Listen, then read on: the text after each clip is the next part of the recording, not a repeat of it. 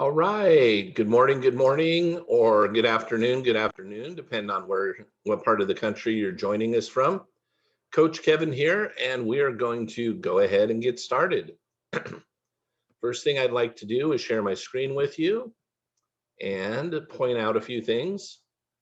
First thing I would like to point out is that we have a Facebook group that coincides with the meetup group, and it has the same name. It's I want to be really rich, and I do not apologize for it. You can go into your own Facebook profile, find the search function, and type that in. I want to be really rich and do not apologize for it. And you can find us that way. The other way you could find us is to go directly to facebook.com/groups/ I want to be really rich as one word. Now, why would you want to join the group? A few different reasons. Reason number one, if we have any special announcements for everybody, we will typically have that pinned to the top. And then as long as I remember to hit the record button, as you can see here, that's yesterday and the day before and the day before that. Anyhow, as long as I remember to hit the record button, we go ahead and get the Zoom meetings posted into the Facebook group. So beneficial for multiple reasons. One, you could be here today for the very first time and decide, wow, I really liked what was said, but I can't remember everything. Well, you can come back here, and typically later on today or tomorrow morning, the meeting will be posted here so you could review it. Or say, for instance, you're here Monday, Tuesday, Wednesday, but for some reason, oh, I can't make it Thursday, but you're here on Friday, you could go back and review whatever it is that we've gone through. We started this group up, the very first day was November 5th, and we've been going strong every Monday through Friday since then. We even went through the holidays that way. I just had one day off last month for that I needed to do something special with my family. But other than that, that's one day out of, I don't know, 3 months, 3.5 months that we've been here every single day. So we're very consistent about doing what it is we're doing. So the link that you use to get on today is the link that you would use to get on tomorrow, and the link you'd use to get on Monday. The reason I'm saying that is you're not going to receive a whole bunch of reminders to come to the meeting. Just know that it goes on Monday through Friday, and the link that you're using will get you into the meeting. Okay. Next thing I want to share with you is what it is we're going to be going through for a little while here. We've been going through, as we've been together, we've gone through some different books. We've gone through some different special trainings, some of them done by Bob Proctor, who is actually my coach and mentor. I paid him to coach me, and I actually became a coach and facilitator for his programs. Now I'm independent, but still quite aligned with what he and the other people in his team tend to do. We're friends. And I will tell you that that has been an amazing experience to be actually coached by Bob. And sometimes I use some of the material that he gave me when he was coaching me and share some of that with you. A lot of the material I share is information that I've gone through. A lot of times it'll be books, and they will be ones that I have read, often multiple times. Some of them I've maybe even read as close to 100 times. Some of them I've only read maybe 1, 2, or 3 times. But I share them with you as we go through this, because our approach here is this: to helping you manifest more money and wealth in your life. We need to, if you already have all the money and wealth you want in your life, first of all, glad you're with us anyway in the group. Maybe you don't need help with that, I don't know. But for the most part, because of the name of the meetup group, I named it that way on purpose, because that seems to be what you guys want, and it's easier to focus on that specifically. Now, some of the books out there that we go through will talk specific about money and wealth. However, some of them will talk about money and wealth and health and relationships and other things. But what we're trying to understand, and what I'm trying to share with you, is a process that you can go through to help reprogram yourself so that your subconscious mind isn't fighting you all the time. Okay. And we are starting a new book today. That book, I'm going to share it with you. Now, I happen to have this book on Kindle. I also have it on Audible. What I like to do, though, when possible, is if I can find a free copy of whatever it is that we're going through, I will find it and then show you where to find it. And typically, we'll use that specific copy as we go through this. That way, we're all on the same page. So I just typed in Cybernetics PDF. Cybernetics was written by Maxwell Maltz, and it's been a while ago since it was written. He's no longer with us, okay? However, when I went, let me tell you, I went through a bunch of different ones. I liked this one. This is the original one. So what I did is, what happened when I clicked on this is, here's what came up. When it comes up here in a moment, you will see, oh, the book itself, bam, there it is. I didn't have to do anything special to make it, name, email, or anything. Now, what I did is I went ahead and downloaded it onto my computer to save it. However, since we're on page 1, I'm just going to start right here with the page that we're on. I'm going to blow the book up a little bit so it'll cover more of the screen. That's going to help give a bigger picture for you guys. So I recommend that you go get your own copy so you have it to follow along and take notes. And if you're not going to be here every day with us as we're going through it, so that you can use it to stay caught up with what we're doing, because the information in here is phenomenal.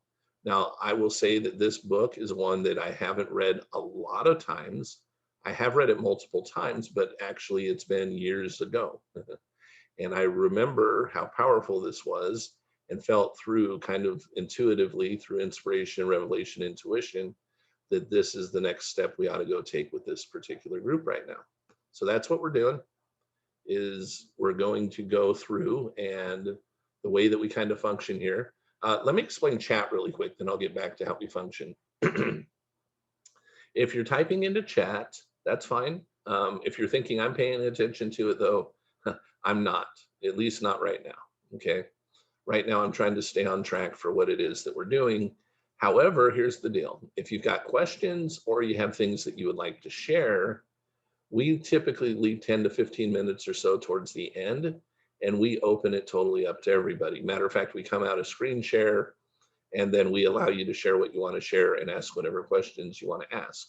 So if you got some kind of burning question, you can save it for that time, and we'll let you do that. Okay, what I'm going to start doing right now is reading this book and sharing commentary where I think it's appropriate and where I think it might be helpful. And let's see, anything else I need to say before we get rolling with it? I just need to scroll us down a few pages so that we can go ahead and do that, because we are starting at the very beginning here. Okay. And yep, first printing, 1969. It's had a 33rd printing. All right. I'm going to get a quick sip of water here, and we're going to roll with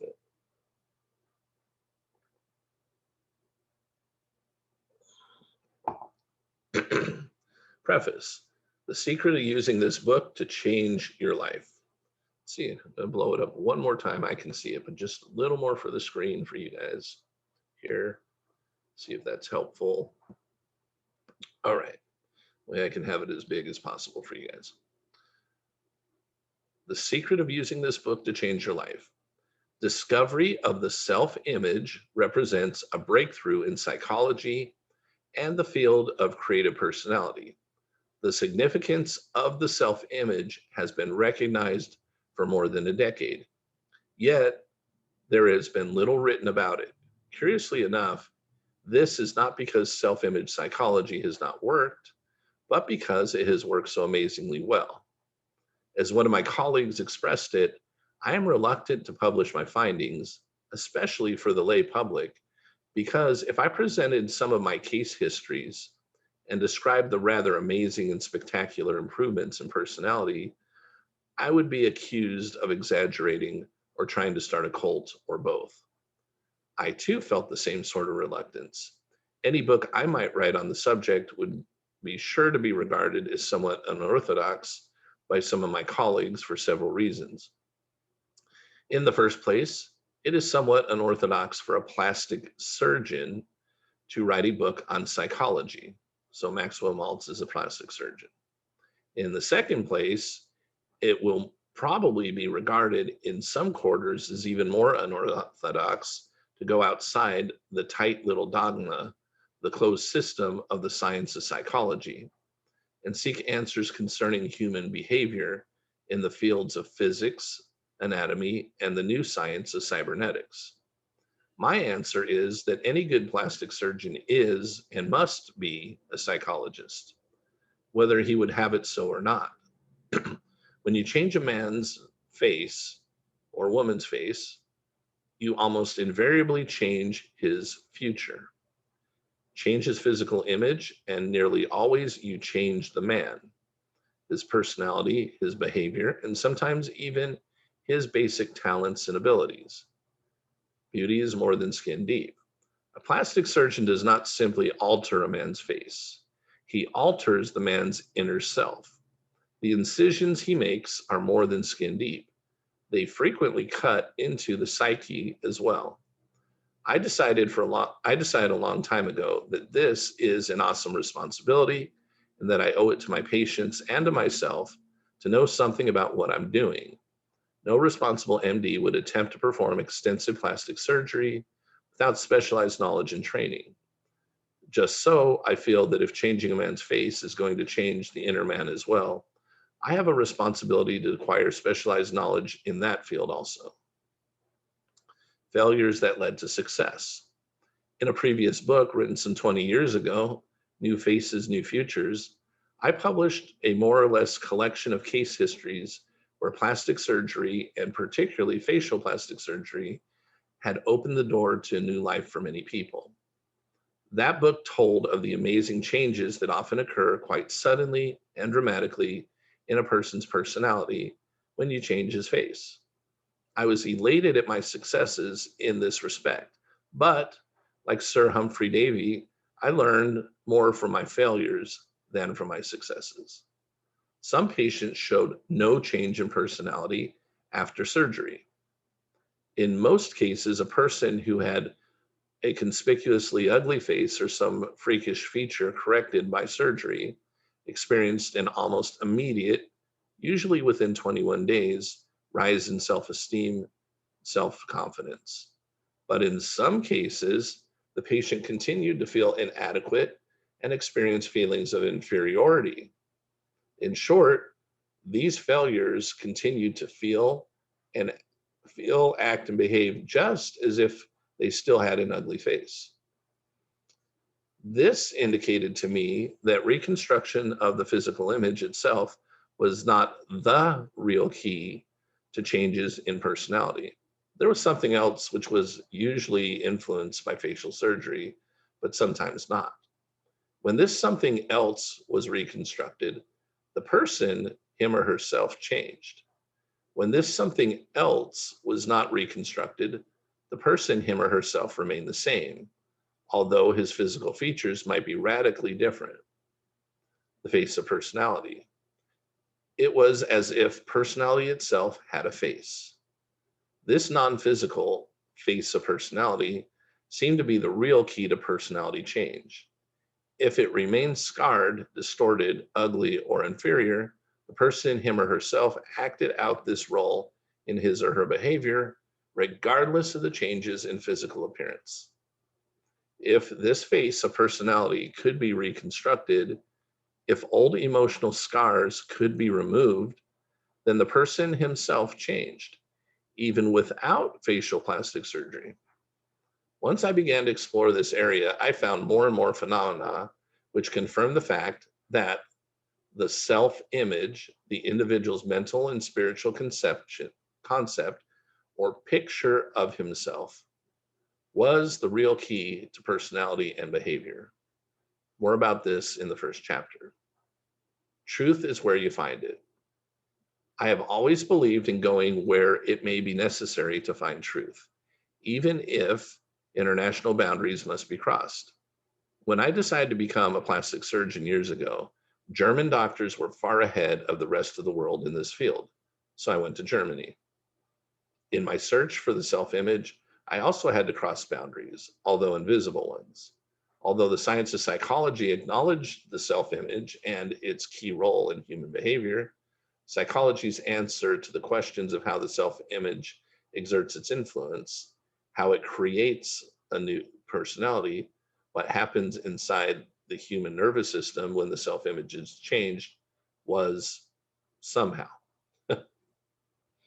I found most of my answers in the new science of cybernetics, which restored teleology as a respectable concept in science. It is rather strange that the new science of cybernetics grew out of the work of physicists and mathematicians rather than that of psychologists, especially when it is understood that cybernetics has to do with teleology, goal striving, goal-oriented behavior of mechanical systems. Cybernetics explains what happens and what is necessary in the purposeful behavior of machines. Psychology, with all of its vaunted knowledge of the human psyche, had no satisfactory answer for such a simple, goal-oriented, purposeful situation as, for example, how it is possible for a human being to pick up a cigarette from a coffee table and place it in his mouth. But the physicists had an answer. The proponents of many psychological theories were somewhat comparable, men who speculated as to what was in outer space and on the other planets, but could not tell what was in their own backyards. The new science of cybernetics made possible an important breakthrough in psychology.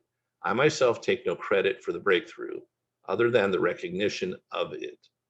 The fact that this breakthrough came from the work of physicists and mathematicians should not surprise us. Any breakthrough in science is likely to come from outside the system. Experts are the most thoroughly familiar with the developed knowledge inside the prescribed boundaries of a given science. Any new knowledge must usually come from the outside, not from experts, but from what someone has defined as an invert. Pasteur was not an MD. The Wright brothers were not aeronautical engineers, but bicycle mechanics. Einstein, properly speaking, was not a physicist, but a mathematician. Yet his findings in mathematics completely turned upside down all the pet theories in physics. Madame Curie was not an MD, but a physicist, yet she made important contributions to medical science. How you can use this new knowledge. In this book, I've attempted not only to inform you of this new knowledge from the field of cybernetics, but also to demonstrate how you can use it in your own life to achieve goals that are important to you. Let me repeat this, and this is why we are reading this book, guys and gals.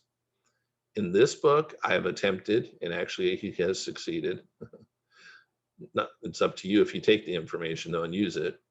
I've attempted not only to inform you of this new knowledge from the field of cybernetics, but also to demonstrate how you can use it in your own life to achieve goals that are important to you. General principles. The self-image, so how we view ourselves from the inside, not from the outside, what's going on at a subconscious level.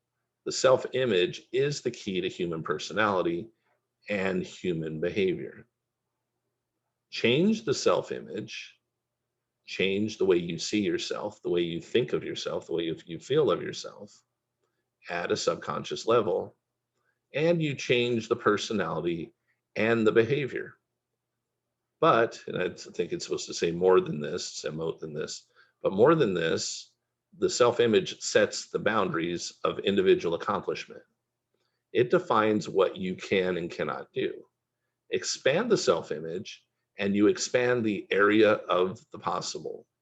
The development of an adequate, realistic self-image will seem to imbue the individual with new capabilities, new talents, and literally turn failure into success. Self-image psychology has not only been proved on its own merits, but it explains many phenomena which have long been known, but not properly understood in the past. For example, there is today irrefutable clinical evidence in the fields of individual psychology psychosomatic medicine, and industrial psychology that there are success type personalities and failure type personalities, happiness prone personalities and unhappiness prone personalities, and health prone personalities and disease prone personalities. Self image psychology throws new light on these and many other observable facts of life. It throws new light on the power of positive thinking, and more importantly, explains why it works with some individuals and not with others. Positive thinking does indeed work when it is consistent with the individual's self image. It literally cannot work when it is inconsistent with the self image until the self image itself has been changed. And I would add to that at a subconscious level. In order to understand self image psychology and use it in your own life, you need to know something of the mechanism it employs to accomplish its goal. There is an abundance of scientific evidence which shows that the human brain and nervous system operate purposefully in accordance with the known principles of cybernetics to accomplish goals of the individual. Insofar as function is concerned, the brain and nervous system constitute a marvelous and complex goal striving mechanism, a sort of built in automatic guidance system which works for you as a success mechanism or against you as a failure mechanism, depending on how you, the operator, operate it and the goals you set for it. It is also rather ironic that cybernetics, which begins as a study of machines and mechanical principles, goes far to restore the dignity of man as a unique creative being. Psychology, which began with the study of man's psyche or soul, almost ended by depriving man of his soul. The behaviorist, who understood neither the man nor his machine, and thereby confused the one with the other, told us that thought is merely the movement of electrons and consciousness merely a chemical action. Will and purpose were myths. Cybernetics, which began with the study of physical machines, makes no such mistake. The science of cybernetics does not tell us that man is a machine, but that man has and uses a machine. Moreover, it tells us how the machine functions and how it can be used. Experiencing is the secret. The self-image is changed for better or worse, not by intellect alone, nor by intellectual knowledge alone, but by experiencing. Wittingly or unwittingly, you develop your self-image by your creative experiencing in the past. You can change it by the same method. Okay, let me repeat that. Wittingly or unwittingly, so knowingly or unknowingly, you developed your self-image by your creative experiencing in the past. You can change it by the same method. It is not the child who is taught about love, but the child who has experienced love that grows into a healthy, happy, well-adjusted adult. Let me repeat that because this is important for what some of you guys and gals have been saying. It is not the child who is taught about love, but the child who has experienced love that grows into a healthy, happy, well-adjusted adult. Some of you guys and gals have I've been studying law of attraction for X amount of time. And matter of fact, I know this, I've read that, I've done this, I've done, and yet you don't have the results that you want. So what you've done is you've been taught about love, and it doesn't matter how long it's been, but you haven't fully experienced it, okay? I'm saying love, I'm saying in the child. You've been taught about the law of attraction, but you haven't reprogrammed your subconscious mind to accept your new ideas and to allow you to manifest what it is that you want. So your subconscious mind, your self-image that's in your subconscious mind will fight against that until you get it changed. But once it's changed, you get to actually experience what it is that you want. Our present state of self-confidence and poise is the result of what we have experienced rather than what we have learned intellectually. Let me repeat that. Our present state of self-confidence and poise is the result of what we have experienced rather than what we have learned intellectually. That's where we get our self-confidence and poise about it. Self-image psychology also bridges the gap and resolves apparent conflicts between the various therapeutic methods used today.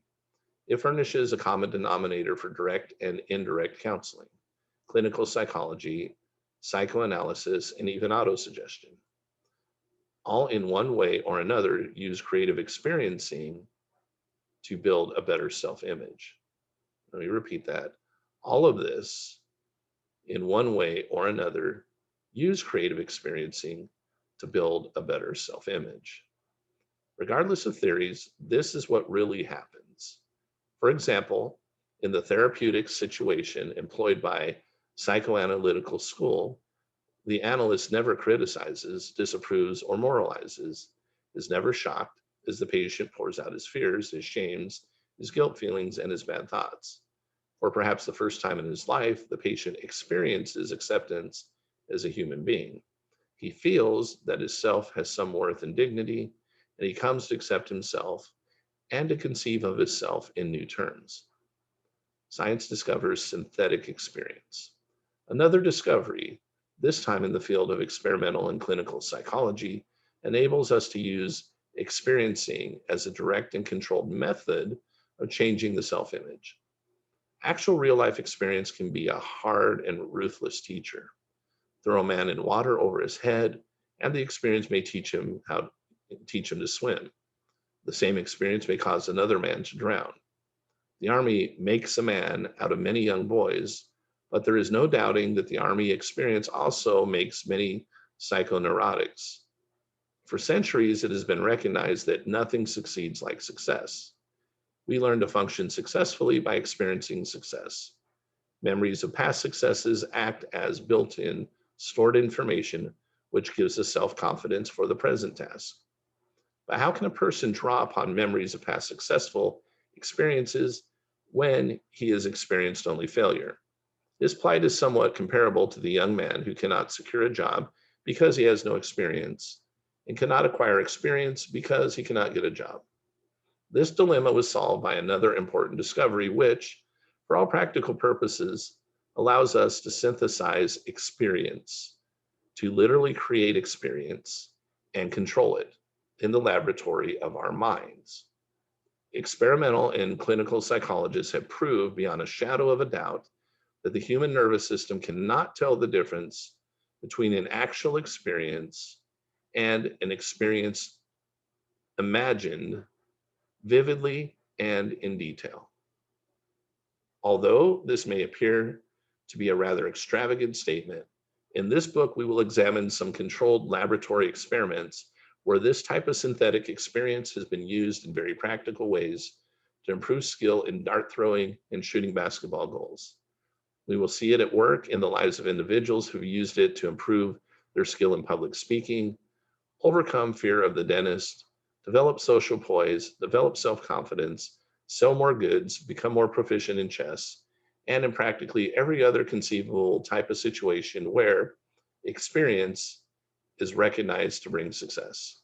We will take a look at an amazing experiment in which two prominent doctors arranged things so that neurotics could experience normally and thereby cured them.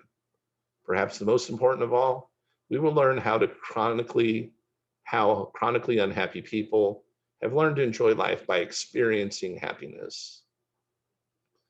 The secret of using this book to change your life. This book has been designed not merely to be read, but to be experienced. You can acquire information from reading a book, but to experience, you must creatively respond to information. Acquiring information itself is passive. Experiencing is active. When you experience, something happens inside your nervous system and your midbrain. New engrams and neural patterns are recorded in the gray matter of your brain. This book has been designed to force you literally to experience. Tailor-made, prefabricated case histories have been kept intentionally to a minimum. Instead, you are asked to furnish your own case histories by exercising imagination and memory. I have not supplied summaries at the end of each chapter. Instead, you're asked to jot down the most important points which appeal to you as key points which should be remembered. You will digest the information in this book better if you do your own analysis and summation of the chapters.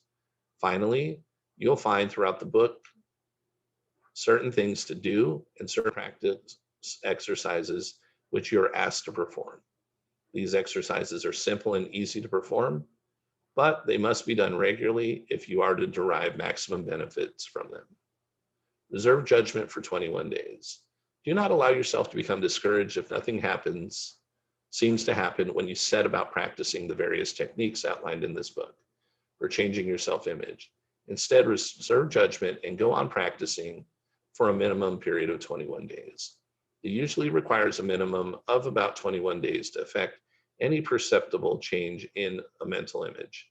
Following plastic surgery, it takes about 21 days for the average patient to get used to his new face. When an arm or leg is amputated, the phantom limb persists for about 21 days.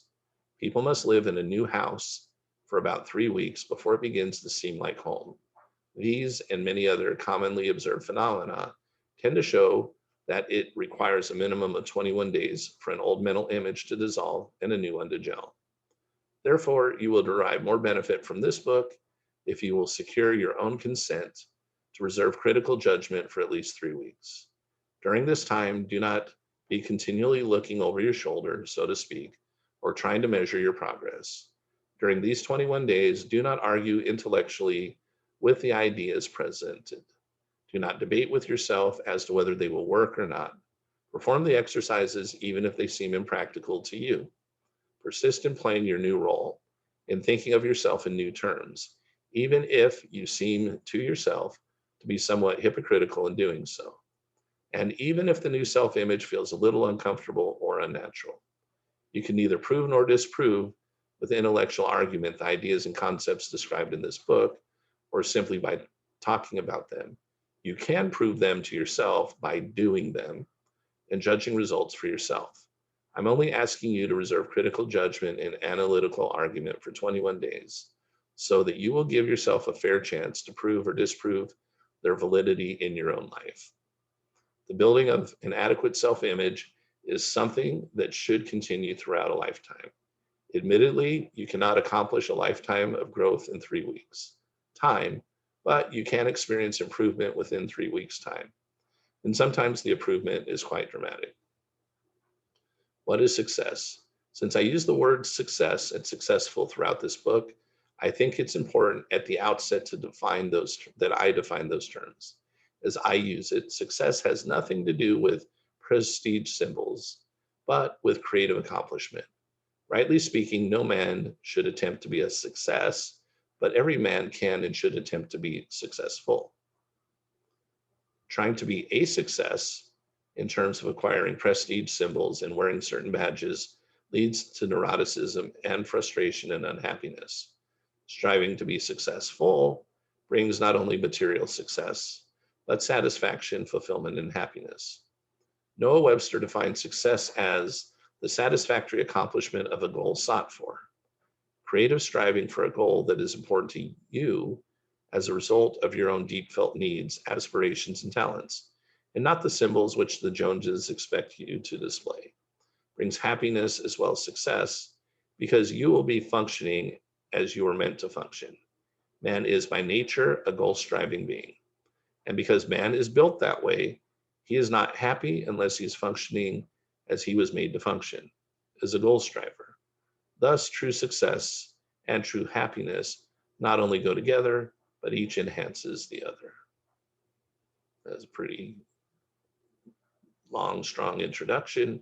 However, I can see how powerful this is going to be as we go forward. It's going to be awesome. Okay, doke. So here we are, and we do have some time, and we will continue to have some time for you guys to share what you want to share, ask whatever questions you want to ask. And funny, not the first time this has happened.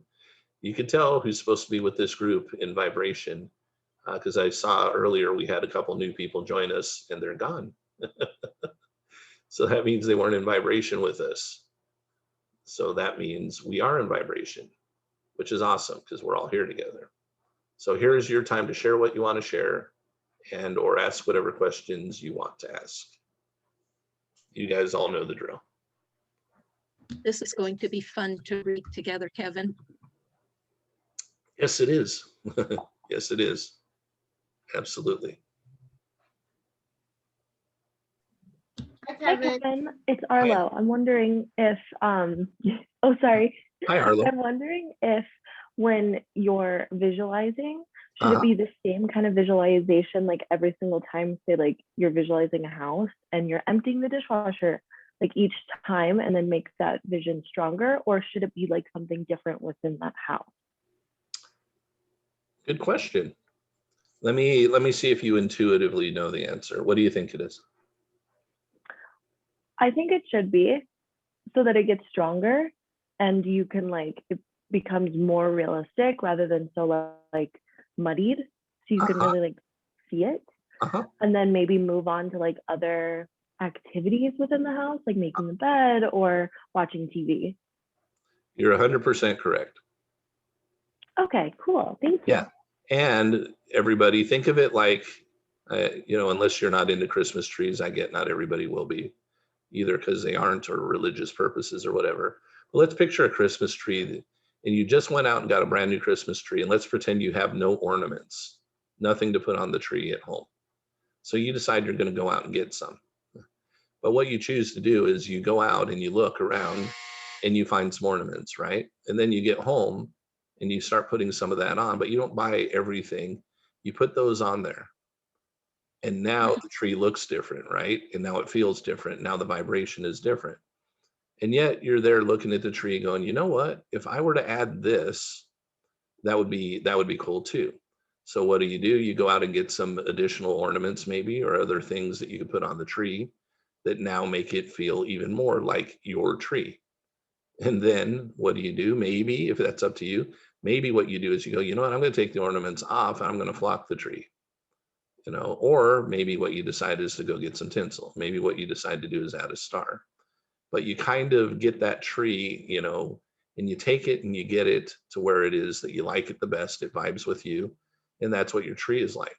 Then next year comes around. What happens? Most people, because they're in vibration with the tree and the ornaments that they got, they just put up what they had last year. If it was an artificial tree, if it's if it's not artificial, they go get a new one, cut it down, but they pretty much have the ornaments and everything. And most people don't change it. What happens now is friends, neighbors, grandchildren, children, parents give them different little cute ornaments, usually not a bunch, but like one is a token of their love, is a gift. And now we add that to the tree, right? What might happen after a few years is you might get to the point where you're not in vibration with your ornaments anymore. So what do?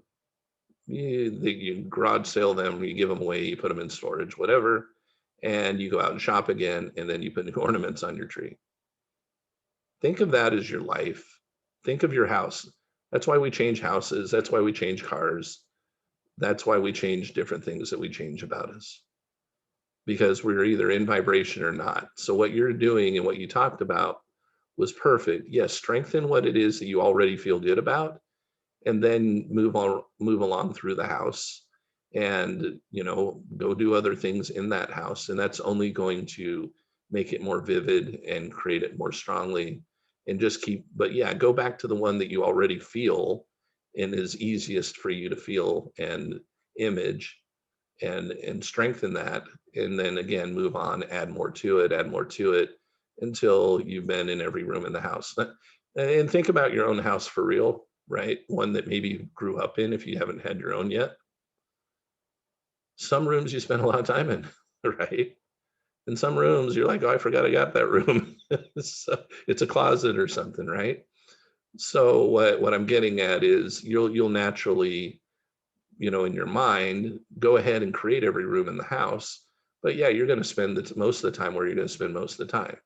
If you're in an area where the weather is right for it and you have a pool and a jacuzzi, you may not spend a bunch of time in the house. It might be in the kitchen, it might be in the backyard, and you may not spend nearly as much in the formal dining room if you have one, right? It's just how we use our life and our house and everything we have. So, yep, but you are going to continue throughout your life to progress and want different things. But yeah, whatever it is that you feel and you want in your house right now, put it in your house. Thank you. Absolutely. Absolutely. Good question. Any other questions or comments? Kira. Hi. Hi. This book already seems very deep, which I like. I feel like, oh, this is gonna be a game changer. But this morning I was just thinking to myself, like, Bob Proctor says he makes a certain amount every, what he say, his yearly salary, he turned into his monthly salary. Oh, and he makes more than that now, but that was Even just more. yeah, he makes Right. a lot more. It doesn't every single year switch up to the next level all the way. But Right. but most people, and that's again, let's take this to what we were talking about today. This is good. Our lifestyle that we live is what it is right now. Mhm. It's based upon our subconscious programming. It's essentially pretty much on autopilot. We have at a subconscious level an image of ourselves. And what's reflected on the outside is what is programmed on the inside. It just is. Let's not call it good or bad, right or wrong. If we want something about that to be different than it is today, then we have to quit thinking we know what we're doing in that area. Okay, because if we don't get to have the result we want in an area of our life, then we don't know what we're doing. We may intellectually, but subconsciously we don't, right? And we have this image. Until we change that image, we're not going to do or have more than what we have currently. So that's why, and that's what this book's going to be good about, is showing us, again, and it's been shown more than once, but this is just a different way of doing it, the process of changing how we see ourselves. That's why I tell you guys more than write down, a money goal necessarily. And I'm not saying it's wrong to do. I'm just saying the better part is go live in your house or whatever, because you already do that.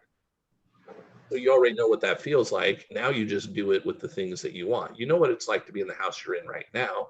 You know what it's like to lie in a bed, but use your imagination to go lie in the bed you want now, right? You know what it's like to be in a house or apartment or whatever. Use your imagination to go live in the one that you want right now. The reason sometimes I don't like money as the specific goal is, one, it can be a limitation. But the other part too is a lot of times you don't really know what it represents because you haven't had it before, but you have had a bed. Right. I mean, you've had a dollar bill, you've had a 20, we've all probably even had 100 at some point, right? Too bad there's not $1,000 bills anymore. That'd be great. They bring those back, 500s and stuff like that. But we pretty much, most of us, and if you haven't, I'm sorry, imagine it. Okay, but most of us have had $100 bill in our hand before, right? So we can imagine that, but it's kind of hard to imagine $1 million in our hand.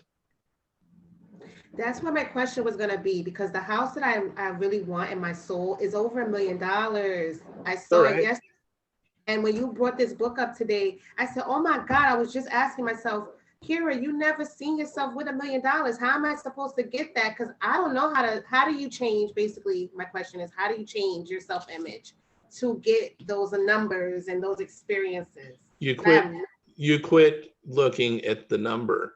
See, a child that doesn't know anything about money yet, you can put that child in an apartment or you could put them in a mega mansion.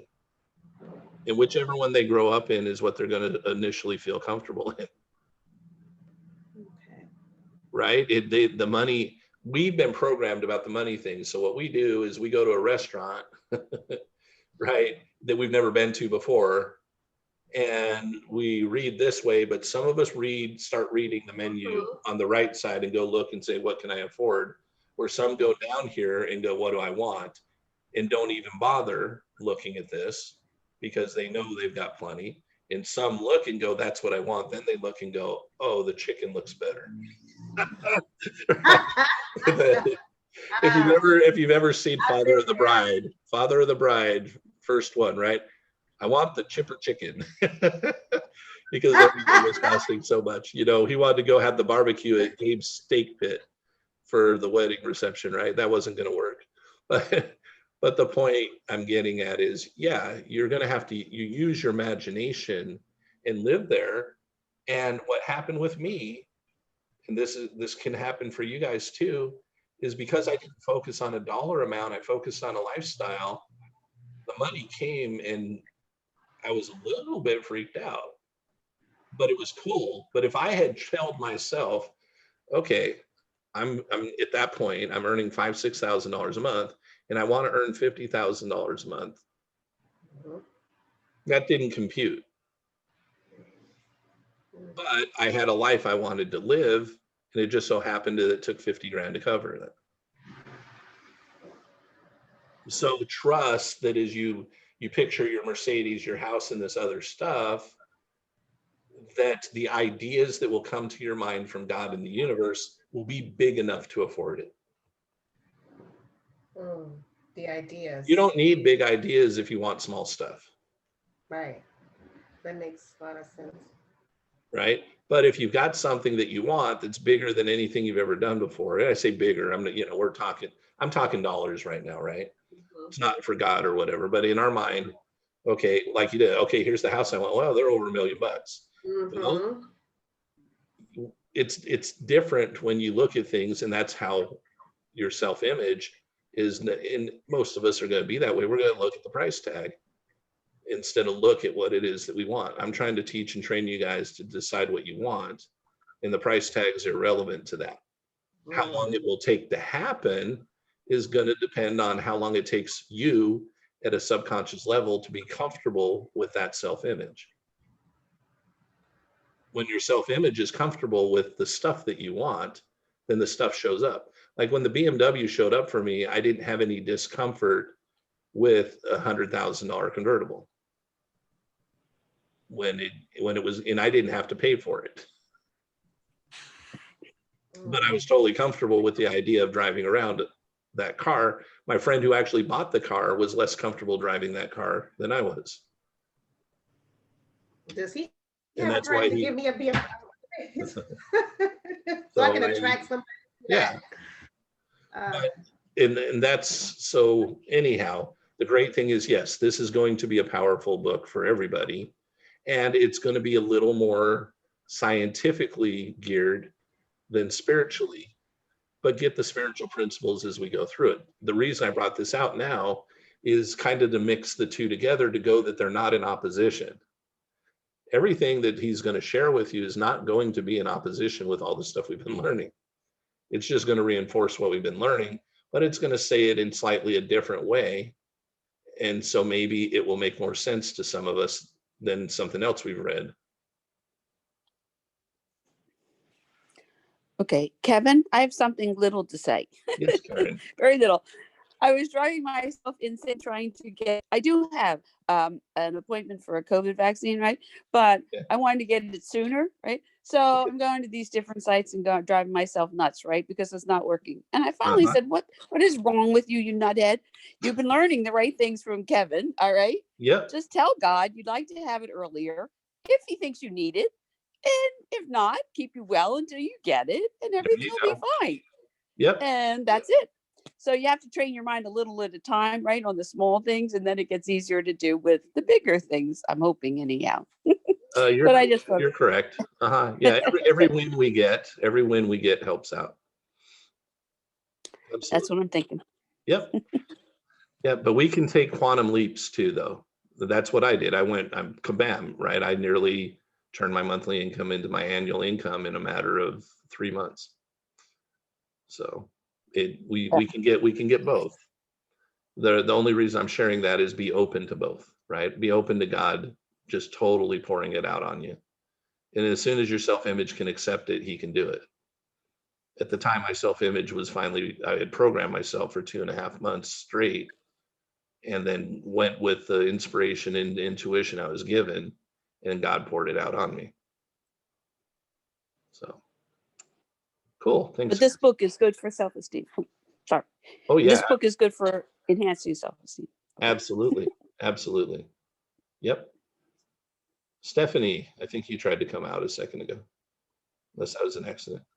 Yeah, I'm laughing because yesterday I was trying to finish, oh, don't roll your eyes. I'm trying to finish my 300 list, and I was on YBO and I got sidetracked with an interview between Bob Proctor and what's his name?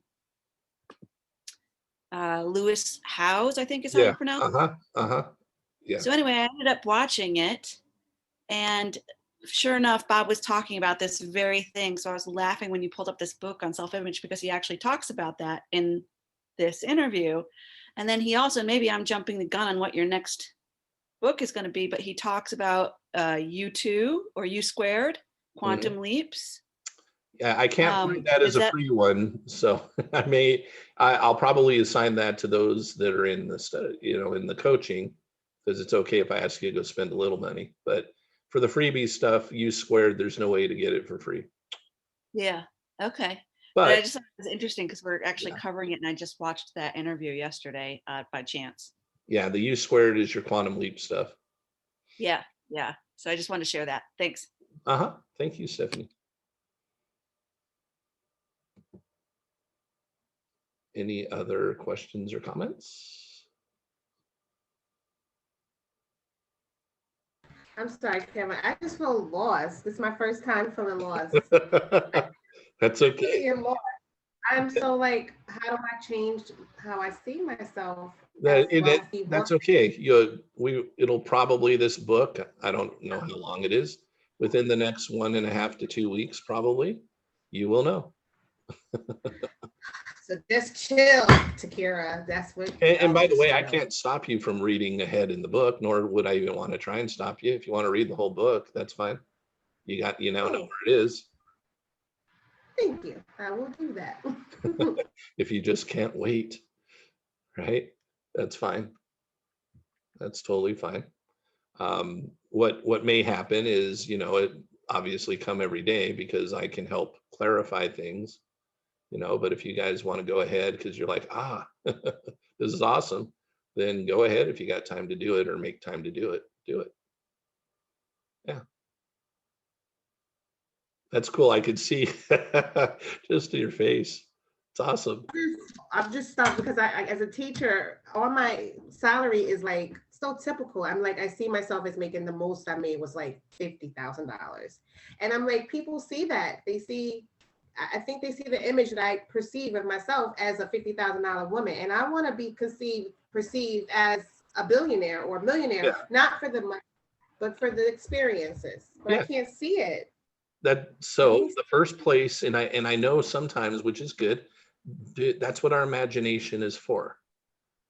When we were little kids, we could see ourselves doing anything.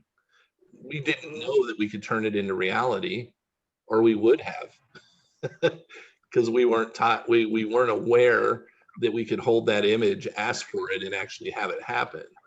Except we got that story about the kid getting the dog. I guarantee you, once that kid got the dog by doing that, he was all over probably manifesting other things in his life.